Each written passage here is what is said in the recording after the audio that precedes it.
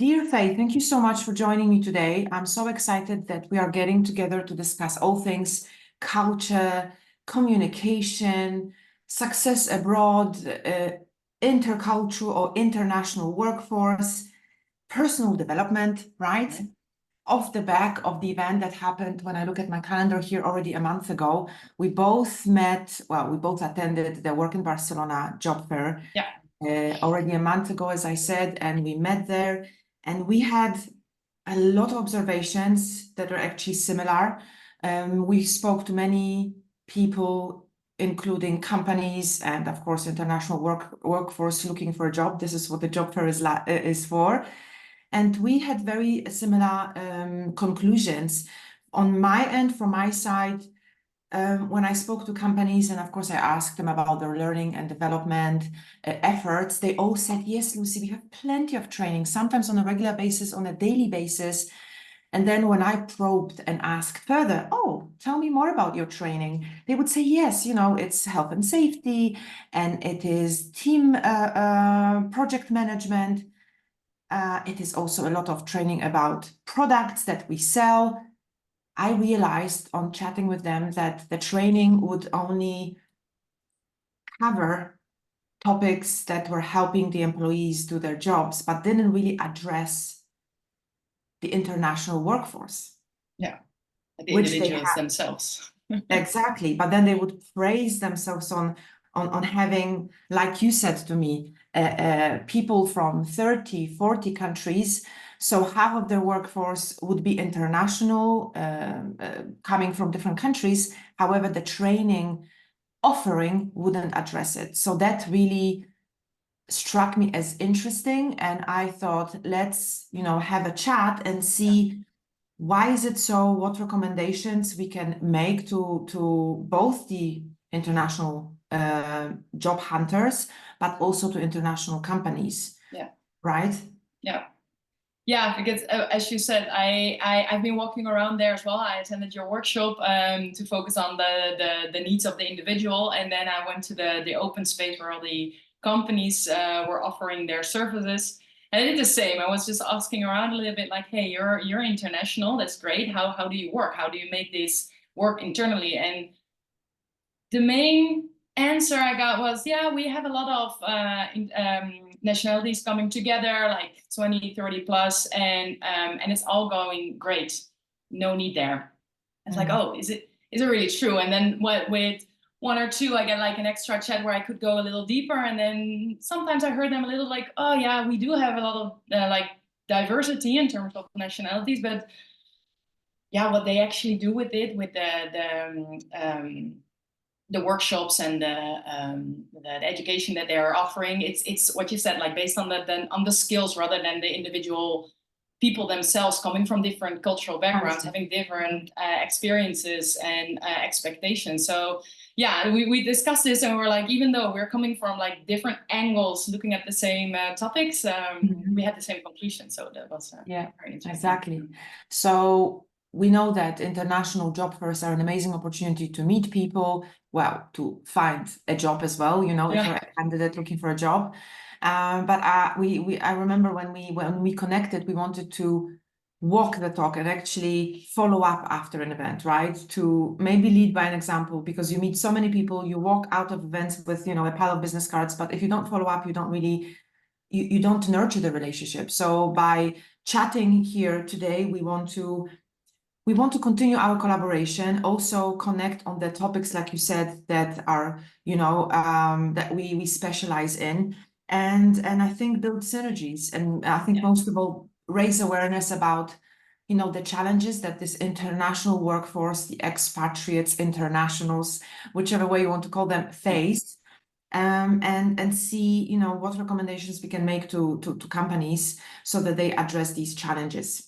And I think this would be also a great moment for us to introduce ourselves, a little bit of background, what we do, who we are. So Faye, how about you start first? Yeah. Well, I moved to Spain three and a half years ago, and I've been working in language since I studied. Actually, I studied Dutch culture and language. I'm from the Netherlands myself, and I've been teaching languages for over 8 years. And I really, well, it was made very clear when I moved abroad, but I already saw it before when talking to my students, that language and culture are going together. They go hand in hand. There's no language without culture, and the other way around. Yeah. And when I moved, I realized it more and more because I was experiencing it myself, right? So all the little things that that in your native country or your native language sound so simple were super hard all of a sudden because you didn't speak the language, you didn't understand the nonverbal cues or the cultural cues in general. And for me, that was like an eye opener. Like, wow, it made me very self-aware, and also I was doubting myself now and then, and I felt it at work as well. Like, okay, I was working for a Dutch company, but there were internationals coming in, and the way we interacted changed with that as well. Not only because of the language, but also because of the different perspectives we had, expectation we had. So yeah, at one point I was thinking like, I find that very interesting. I want to do something with that. So that's why I started like helping individuals and companies actually improve their cultural awareness, cultural self-awareness, but also that of their teams, and also overcome the language barriers that they face when it comes to cultural, the culture, language of the company, and the culture that they don't want to spread amongst the employees. Great. Fantastic. I actually, making a reference to what you said, when I spoke to the companies that attended the work fair about culture, right, and how they address the topic of culture in the workshop, they said, oh, it's not so easy because culture, right, is like this big term when we speak about the company culture, the national culture, the regional culture. I actually studied culture, communication, and business. And I was in the past, I was lecturing intercultural communication. So I know that, that the topic is not easy to address, it's not easy to tackle. What I do in my coachings, because if I wanted to introduce myself just very briefly, what I do is definitely coaching, because I'm a great ambassador of coaching. I studied coaching next to intercultural communication. And I really like what coaching brings about, the results it gives. So what I do in my coaching sessions is I help people understand how culture affects, like you said, their language, their communication, their behavior, their management style, their decisions, their reactions. And I work with two different groups, expatriates or internationals, because I was an expat myself for 20 years. And what I do with expats is I help them, I would say, define their success abroad, because when they go abroad, they are like thrown at the deep end and they don't, they are lost and they don't know what's possible. So most of the people I work with are high achievers. So they have goals, they really want to unlock their potential. And I would say I accompany them to reach their goals, to actually define those goals and then reach them. And the second group I work with is recruiters. Some of them are also expatriates, because I worked for two recruitment companies within which I was a soft skill trainer. So recruiters are also a group I love working with, and this is how I try to convey the topics of culture, communication, success, but also, like you mentioned, making the team communication as smooth as possible. So Fey, tell me, what would we like to discuss today? What's the goal of our path?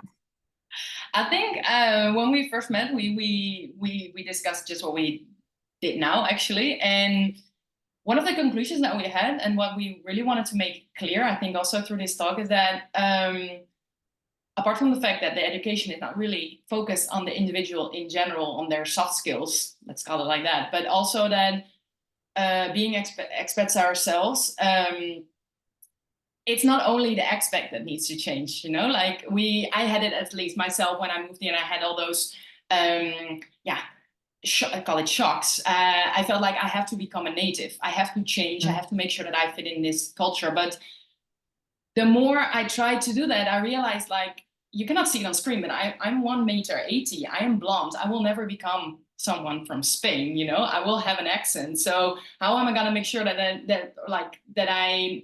I create an environment, a safe environment for myself, where I feel like blended in, or that I add to my own cultural background, because I don't want to lose things that I have from the Dutch culture either, because some things I really like.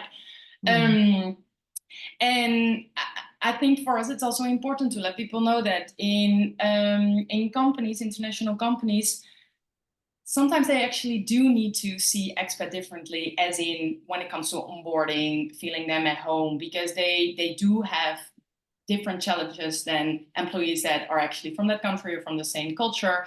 And that can be tackled by training, development, coaching, but that they focus on topics that go a little bit beyond the paperwork and the logistics that come with relocation, right? And that they are very important too, and we were not very sure if it is very recognized and addressed as we think it should be. Exactly. That describes it very well. And I can speak from my own experience as an expat who relocated for job many times, and also sharing the experience of my clients, the many expats I've worked with. So when they relocate, they get help when it comes to the visa, work permit, maybe a residency card, insurance, tax consultation, housing, accommodation. Sometimes it will also be the language. But then what they find is this is extremely helpful, but it still doesn't address their emotional needs, right? It was me, let's say, moving to Spain 8 years ago. I had a relocation package and I felt I was well taken care of. Everything was thought through. I felt supported, and still there were things that I wish had been thought of. And this is what many expats I work with come to me with. And it could be, if we are talking about different types of expats, it could be first-time expats who move abroad for the first time, or repeated expats who have moved numerous times to different countries, or long-term expats who have lived abroad for a long time. And every time they move, they receive, like you said, the support with logistics of the relocation and the paperwork, but the emotional support is not there. And somebody could ask me, so Lucy, what would they, what do they desire? What would they wish for to get help with?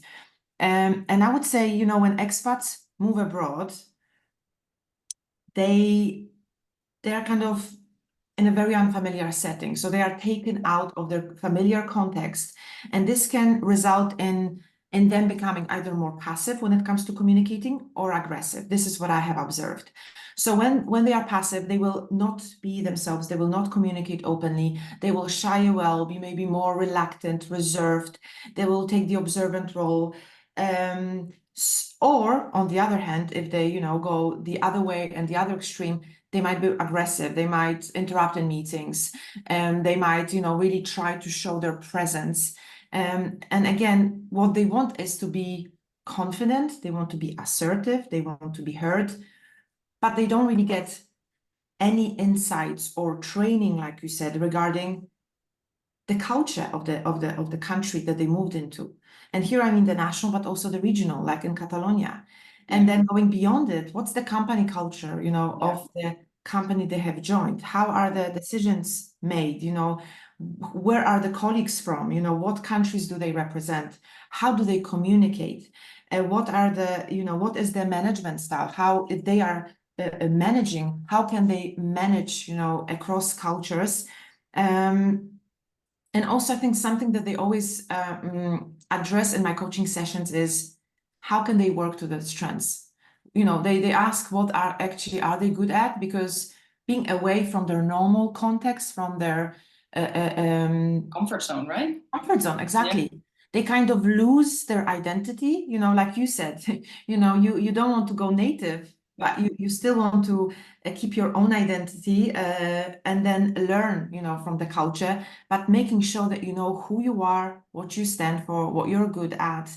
You don't want to know how you show up and how you can add value. So there is a lot of kind of confusion happening, and this can be mistaken by, oh, somebody's underperforming, or somebody is not a cultural fit, or somebody is simply passive, when it comes to their personality. But I have observed that it's not so much the personality, it's the mixture of all. right? So it's Sure. the Yeah, definitely. it's the culture, it's the language, and then yes, partially it will be the personality. But I would say that the circumstances of the move, maybe their new role, maybe their relationship with their colleagues or managers can influence how they show up, you know. So I would say this is the main challenge, that these topics that I've just mentioned are not addressed in training. So when the training is delivered, and many companies, especially now, to cater to, you know, to the needs of millennials and Gen Z, they will provide the opportunities for personal growth, but those are not tailored to the international workforce and the locals who also want to know, how do I communicate now with those newcomers, those internationals? What's new? What can I learn? You know, what should I observe? What should I be mindful of? How can I, you know, see the synergies rather than the differences, right? And pigeonhole the newcomers as aggressive or as decisive or as which is a passive. logical way of behavior, actually, because Absolutely. it seems like if you feel afraid, because that's actually what's happening at one point, right? You don't know what's going on anymore. You're outside your comfort zone. You don't know what's happening. So you go back to what you know, and what you know is your cultural background. And as you said, I call it international, interpersonal. It has so many layers. But you hold on to that, and that's not always very good to reflect it to the others. So it's very nice what you said, like all the different challenges that people face, you see it individually. So it's very good to have to be prepared of that. And what you often see is that people do get the training, or they do come to us, but a little bit too late, when it's already hurts. Whereas we actually want them to do it in their, so call it the honeymoon phase of the culture relocation. But it's nice to take it into this introduction, because you will have those shocks in the end, because you will go to a different environment. But it's very interesting to like prepare for it, know that's coming, and when it comes, like how to actually deal with it as an individual. Self-awareness, very important, to know where you're from, why you react and respond as you do, but also in a team. So and you briefly mentioned it already, like it's not only the team and the people from abroad that need to change or make sure that they fit in, but it's also the other way around. I had I have an example of things that I hear, back to language again, that a lot of companies have English as a company language, but it doesn't mean that everybody within the company is actually fluent in it or comfortable with it. Because if it's not your native tongue, and you're surrounded by people, especially when they're a little higher in the company, and you have to argue with them or have to convince them about something, then you can feel you can shy away, you can stop talking, because you're like, I'm gonna make mistakes, so I'm not gonna try to do this, which is a shame. And it's something that you can work on yourself, language courses, or trying to mention it in the beginning, like, hey, my level might not be as a native. But the other way around is also good for the native speakers, to be aware of, hey, they might not be on the same level. What can I do to comfort them, to help them get their message across? So it has to do with self-awareness, but also the awareness of the others in your team, and how that works together to build this trust that you actually want as a team.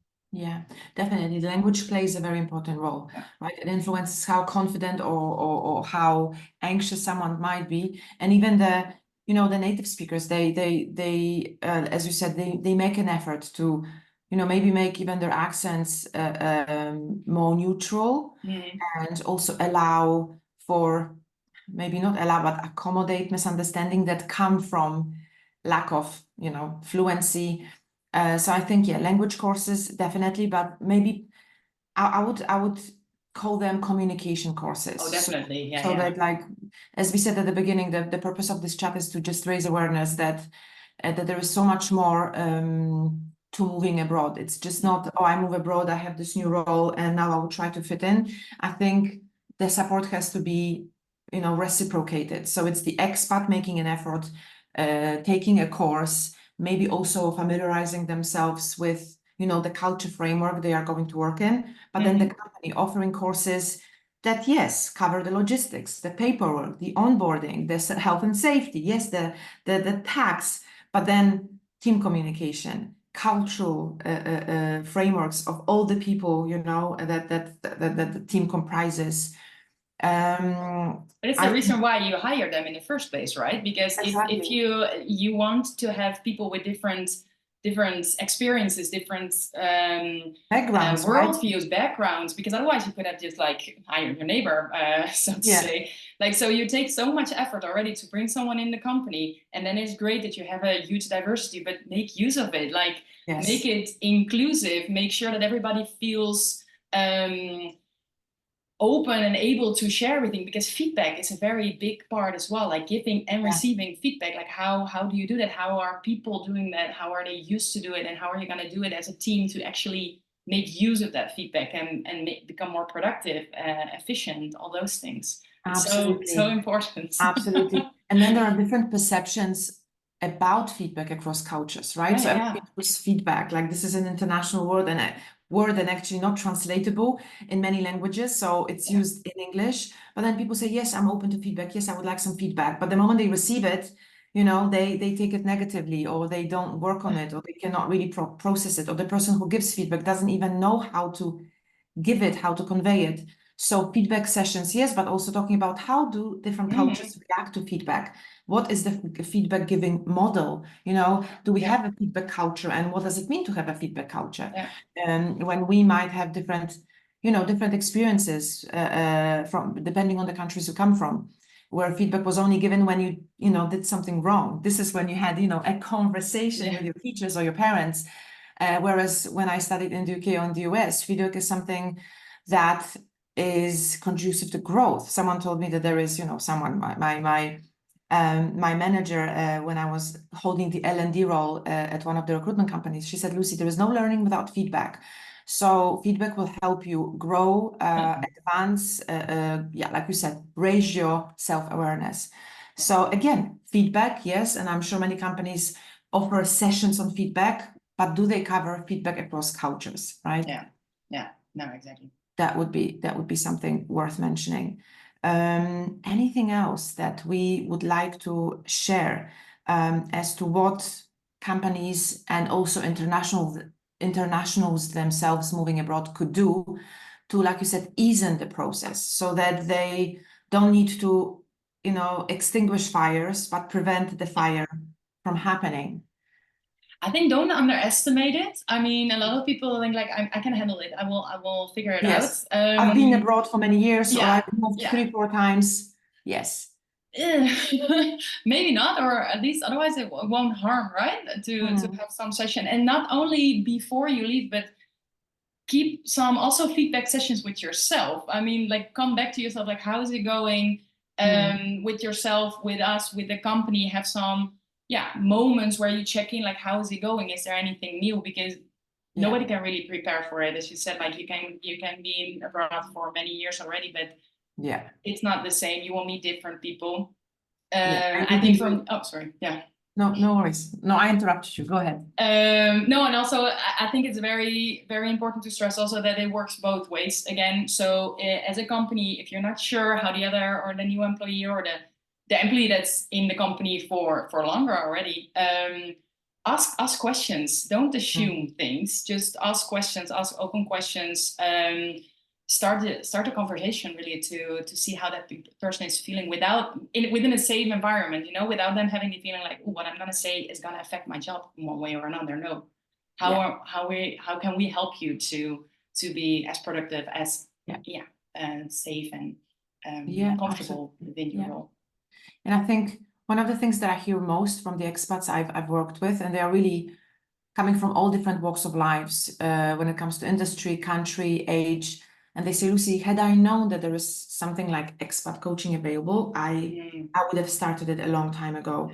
So it's to me, it's shocking, but also eye-opening that, you know, all those internationals who have an amazing skill set, who are, as I mentioned, high achievers, who move abroad to, you know, relocate for a job because of the experience and the expertise they have, they miss out on that support, right? They really lack the support to do the best or make the best out of what they are best at.